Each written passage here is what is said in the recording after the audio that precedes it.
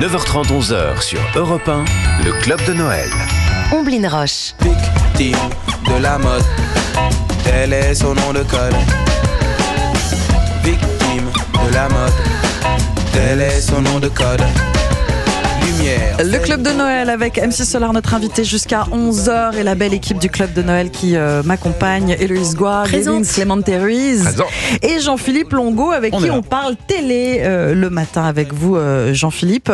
Alors c'est des émissions un peu particulières, au concept original, des émissions qui n'ont pas duré, racontées par leurs animateurs. Ça s'appelle le mi-vu, mi-connu. Et vous avez interrogé des animateurs, on part 40 ans en arrière, 1984. Ouais, est-ce que vous savez ce qu'il y avait le matin à la télé à cette époque-là? En 84 ? Ouais. Non, j'ai oublié. Mais il n'y avait rien du tout. Ah bah voilà. Il n'y avait rien du tout, puisque les programmes commençaient qu'à partir de la mi-journée à l'époque. D'accord. Et c'était TF1, inspiré par le succès outre-Atlantique de l'émission Good Morning America, qui décide de se lancer dans les émissions matinales en France avec un programme intitulé tout simplement Bonjour la France. Oh oui, traduction autant être littérale. simple. Voilà. Bon, qui TF1 choisit-elle pour présenter ce nouveau rendez-vous ? C'est une histoire politique qui va être à l'origine de ce choix. Et en 1984, la star des JT du week-end sur TF1, c'est Jean-Claude Bourré. Tellement star que même les petits hommes verts qui ont la télé sont fascinés par le JT de Jean-Claude Bourré, comme le chantait notre invité.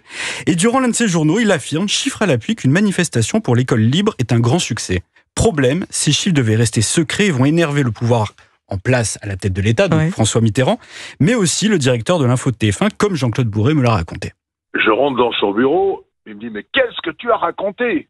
Tu as dit que c'était la plus grande manifestation depuis la Libération. L'AFP n'a rien dit. » J'ai dit « Je sais, tes amis ont tout verrouillé. » Alors quelles sont tes sources ? Évidemment, tes amis de droite. Et pour me dégager du 20h, alors que je n'avais commis strictement aucune faute, et qu'au contraire, j'avais fait mon métier de journaliste, ils ont dit, on va créer la télévision du matin, on va mettre Bourré au matin, on va l'enlever du 20h, et comme ça, on pourra verrouiller le 20h. Et voilà, et donc c'est comme ça qu'on est en juin et Jean-Claude Bourré a 2 mois seulement pour mettre sur pied ce nouveau programme du matin. C'est donc le 15 septembre 84 que Bonjour la France débarque à 8h sur TF1, et celui qui présente le JT depuis la création de TF1 en 75 souhaite mettre sa patte et innove en proposant dans cette matinale ce qui n'existait nulle part ailleurs et qu'on voit maintenant un peu partout, le Flash Info. J'ai eu l'idée de faire un journal très court, un journal de 6 minutes, avec des sujets qui faisaient 15 ou 20 secondes. Pour diffuser un reportage à l'antenne de TF1, il fallait démarrer simultanément un lecteur de bande film en plastique et un lecteur de bande son en plastique également. Donc c'était complexe et ça a marché. Bon, alors j'imagine aussi qu'il y avait déjà une bande de chroniqueurs autour de lui.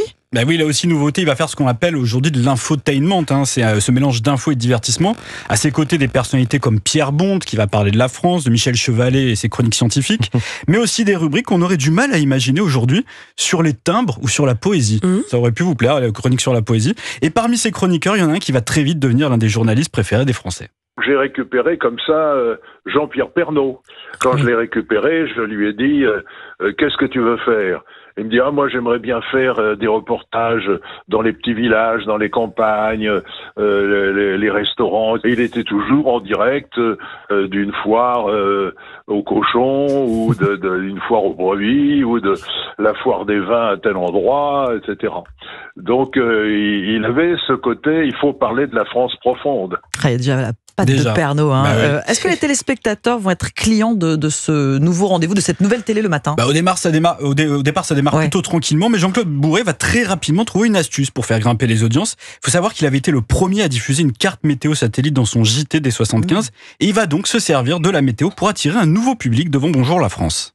Au lieu de montrer une carte toute faite, c'était les enfants qui nous regardaient dès le matin, qui faisaient la carte météo, c'est-à-dire qu'ils nous envoyaient des nuages, du soleil, de la pluie, de la neige, et Muriel choisissait les meilleurs dessins et elle les collait directement sur la carte de France qui était physique. Les enfants ont commencé à écrire énormément et ils disaient à leurs parents « Viens voir, viens voir ».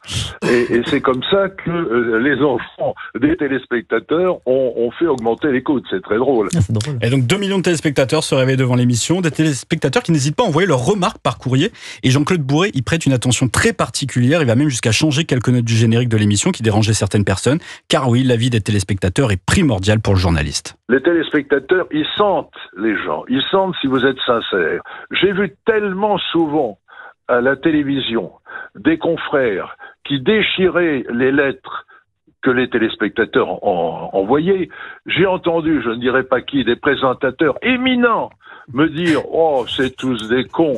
Je trouve ça à vomir. Moi, j'ai toujours lu la moindre lettre d'un téléspectateur. Bon, évidemment, Bonjour la France va donner des idées aux autres chaînes. Bah oui, seulement 2 mois plus tard, le 4 novembre 84, c'est Canal+, qui va lancer sa toute première matinale, le 7-9 avec Michel Denisot aux commandes. Mais pas de quoi inquiéter Jean-Claude Bourret. Ça ne nous a posé aucun problème. D'abord parce que psychologiquement, on n'était pas sur une chaîne privée, donc on n'avait pas de performance à accomplir, à l'inverse de Canal+, qui est une chaîne privée payée par les abonnés et qui donc ne vit que de la publicité.